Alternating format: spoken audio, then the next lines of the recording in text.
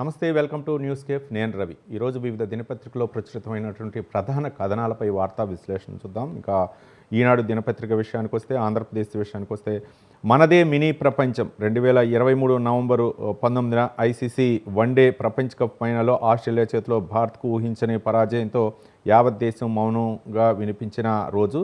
ఇక వన్డేలో captain Rohit Sharma, star batter Virat Kohli శకం ముగిసిందనుకున్న సందర్భంలో మళ్ళీ విజయం సాధించడం. 2025 మార్చి 9న ఐసీసీ ఛాంపియన్ ట్రోఫీలో భారత్ మూడోసారి విజేతగా నిలిచి న్యూజిలాండ్పై విజయంతో వన్డే ఫార్మేట్లో మినీ ప్రపంచ కప్ను కైవసం చేసుకున్న దేశాన్ని సంబరాల్లో ముంచెత్తిద్దంటూ ఒక బ్యానర్ ఐటమ్ను అయితే మాత్రం ఈనాడు దినపత్రికలో చూడవచ్చు. ఇది అసాధారణ మ్యాచ్, అసాధారణ ఫలితం అంటూ ప్రధాని నరేంద్ర మోదీ పేర్కొన్నారు.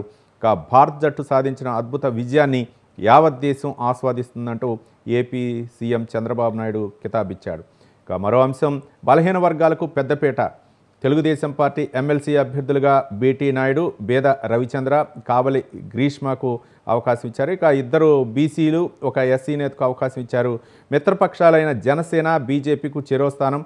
పదవీ విరమణ చేస్తున్న వారిలో బీటీ నాయుడుకి మళ్ళీ అవకాశం ఇచ్చినట్లు ఒక కథనాన్ని అయితే మనం చూడవచ్చు. ఇక మరో దినపత్రిక ఆంధ్రజ్యోతి విషయానికి వస్తే, తీన్మార్ సిటీమార్ అంటూ టీమిండియాదే ఐసీసీ ఛాంపియన్ ట్రోఫీ అంటూ ఐసీసీ ఛాంపియన్ ట్రోఫీ విజయానికి సంబంధించినటువంటి ఒక కథనాన్ని అయితే ప్రచురించింది. కప్పం కట్టాల్సిందే, పనుల్లో వాటా కావాలి, కాదంటే ఒక్క లారీని కూడా రానిచ్చేది లేదంటూ రామాయపట్నం నిర్మాణ సంస్థకు ఎమ్మెల్యే ఇంటూరి హుకుం అంటూ ఒక కథనాన్ని ప్రచురించింది. బీసీలకు పెద్దపేట. ఎమ్మెల్యే కోట ఎమ్మెల్సీ అభ్యర్థులను ప్రకటించిన టీడీపీ ఇద్దరు బీసీకి, ఒక ఎస్సీకి అవకాశం కల్పించారు. మిత్రపక్షాలకు చెరొక స్థానాన్ని కల్పించారు. ఆసుపత్రి సాకు ఉత్తదే. చెన్నై అపోలోకు వెళ్ళని బోరుగడ్డ కూతుళ్లతో వెళ్ళి తల్లి పద్మావతి కలిసినట్లు ఒక కథనాన్ని చూడవచ్చు. ఆరా తీసిన అనంతపురం పోలీసులు సీసీటీవీ ఫుటేజ్ ఆధారంగా గుర్తింపు. నేడే రేపో హైకోర్టులో కౌంటర్. తల్లికి చికిత్స చేయించాలంటూ హైకోర్టులో బెయిల్ తెచ్చుకున్న బోరుగడ్డ అనిల్ అంటూ ఒక కథనాన్ని ఆంధ్రజ్యోతి దినపత్రికలో చూడవచ్చు. మరో దినపత్రిక సాక్షి విషయానికి వస్తే, మనమే ఛాంపియన్ ట్రోఫీ విజేతగా భారత్ అంటూ ఒక బ్యానర్ ఐటమ్గా ప్రచురించింది. పాడి రైతుకు దగా, ప్రైవేటు డైరీలు చెప్పిందే ధర, ఇష్టం వచ్చినట్లే కొనుగోలు, కొవ్వు ఎస్ఎన్ఎఫ్ శాతం సాగుతో అడ్డగోలుగా కోత అంటూ ఒక కథనాన్ని సాక్షిలో చూడవచ్చు. సీనియర్లకు బాబు జలక్, పిఠాపురం సీటు త్యాగం చేసిన వర్మకు షాక్ అంటూ ఒక కథనాన్ని మనం చూడవచ్చు. ఉన్నత సంస్కరణలు తప్పనిసరి, 4 విభాగాల్లో నీతి ఆయోగ్ 80 సిఫార్సులు అంటూ మరో కథనాన్ని చూడవచ్చు. ఇక తెలంగాణ విషయానికి వస్తే, నమస్తే తెలంగాణ విషయంలో భారత్ తీన్మార్ మూడోసారి ఛాంపియన్ ట్రోఫీ కైవసం, ఫైనల్లో న్యూజిలాండ్పై అద్భుత విజయం అంటూ కథనాన్ని నిన్న న్యూజిలాండ్పై విజయం సాధించిన సందర్భంగా కథనాన్ని ప్రచురించింది. ఇక కాంగ్రెస్ ఎమ్మెల్యే నిలదీత అంటూ ఒక కథనాన్ని నిన్న ఎమ్మెల్సీ అభ్యర్థులు ప్రకటించిన సందర్భంగా కాంగ్రెస్ ఎమ్మెల్యే అయితే మాత్రం కొంచెం విమర్శించిన అంశాన్ని మనం చూడవచ్చు. ఇక ముఖ్యమంత్రిపై కాంగ్రెస్ హైకమాండ్, రేవంత్ కీల్ ఖతం, ఢిల్లీ చేతుల్లోకి తెలంగాణ కాంగ్రెస్ వ్యవహారాలు. ఇక బీఆర్ఎస్ ఎమ్మెల్సీ టికెట్ దాసోజు శ్రవణ్కే అంటూ ఒక కథనాన్ని నమస్తే తెలంగాణలో చూడవచ్చు. నీళ్లు రావా, దేవాదుల ఆయకట్లో ఎండుతున్న పంటలు, ప్రాజెక్టు పంపింగ్ వ్యవస్థ అస్తవ్యస్తం అంటూ ఒక కథనాన్ని నమస్తే తెలంగాణలో చూడవచ్చు.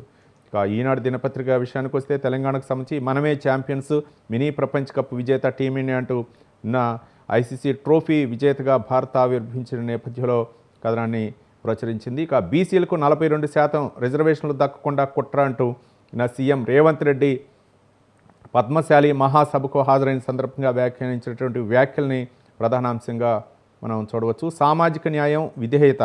ఎమ్మెల్సీ అభ్యర్థుల ఎంపికలో కాంగ్రెస్ దృక్కోణం ఇదే. అద్దంకి దయాకర్, శంకర్ నాయక్, విజయశాంతులకు అవకాశం.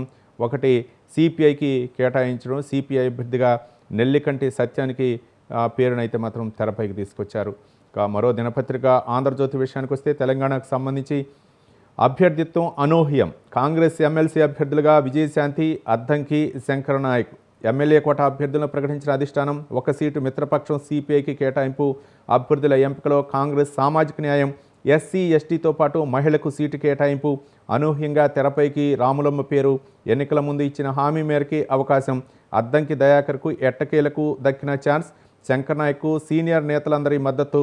అంతా సీఎం రేవంత్ రెడ్డి సూచించిన వారే అంటూ ఒక కథనాన్ని మనం చూడవచ్చు. ఇక బీసీల కొంతు నులిమే కుట్ర అంటూ వారికి 42% రిజర్వేషన్లు ఇవ్వకుండా మొగ్గలోనే తుంచేందుకు ప్రయత్నిస్తున్నారు. ఇటు బీఆర్ఎస్ బీజేపీపై విమర్శల అస్త్రాలను సంధించారు సీఎం రేవంత్ రెడ్డి. మరో దినపత్రిక సాక్షి విషయానికి వస్తే సాక్షి దినపత్రికలో తెలంగాణకు సంబంధించి మనమే ఛాంపియన్స్ సమీకృత గురుకులాలకు 11,000 కోట్ల రూపాయలు, ఒకే దఫాలో 55 పాఠశాలల నిర్మాణానికి తెలంగాణ సర్కార్ గ్రీన్ సిగ్నల్, పరిపాలన అనుమతులు జారీ చేస్తూ విద్యాశాఖ ఉత్తర్వులు అంటూ ఒక కథనాన్ని ప్రచురించింది. ఇక ఎన్నిక మాత్రం ఎమ్మెల్సీ ఎన్నికలు ఏకగ్రీవమే. ఎమ్మెల్యే కోట ఎమ్మెల్సీలుగా కాంగ్రెస్ నుంచి విజయశాంతి, అద్దంకి దయాకర్, శంకర్ నాయక్.